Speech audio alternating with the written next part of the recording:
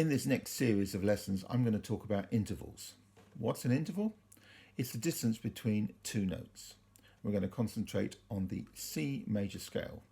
If you can't play a C major scale, I highly suggest you learn to do that before carrying on with this lesson. It'll make it a lot easier. You can check out my lesson where I show you how to do it.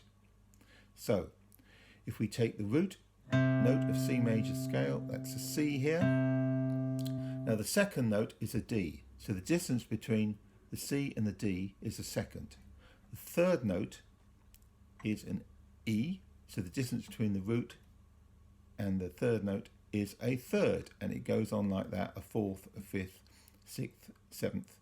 And then when you get to the high C, the distance between the low C and the high C is an octave.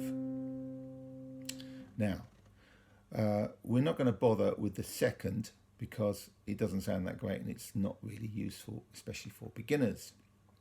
So we're going to jump in there and start off with thirds.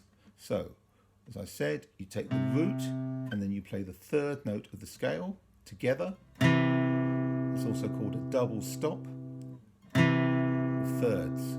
Now, if you carry on up the scale, you take the next tone, which is a D, and then a third above that will be an F.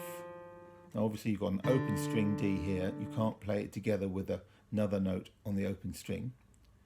So we're going to play the D here and then you can play the F.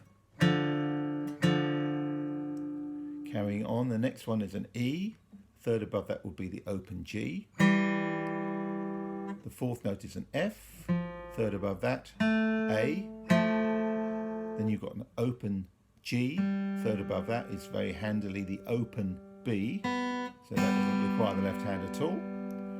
The sixth tone is an A, a third above that is C. Then the next tone, the seventh tone is an B, and a third above that is an D. Again, it's on the same string as the open B, so we can't play them together, so you use the B here on the second string, and then D above it, and then we're back to C and E.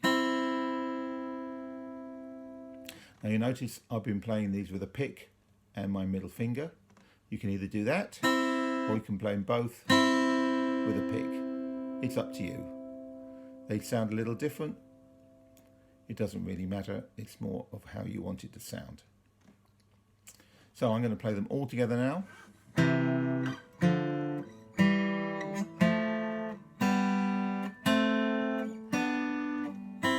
Descending.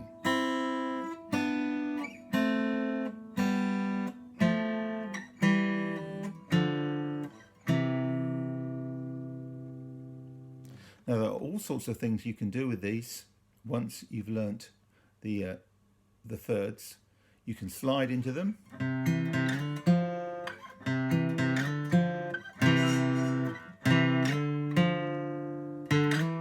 can play them all on one string, for instance here, or two strings, pair of strings. With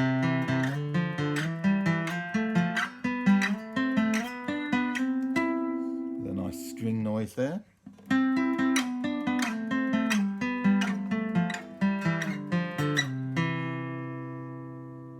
Tricky on the lower strings to get rid of the noise. Sounds better on the higher strings. Let's play some on the higher strings.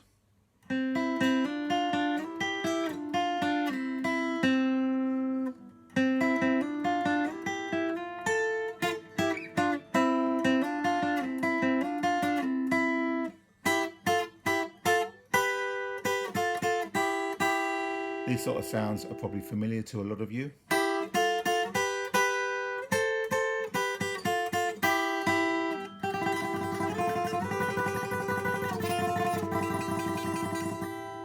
Lots and lots of possibilities with this one. So there we go, that's thirds. The next lesson we'll carry on and tackle fourths. See you then.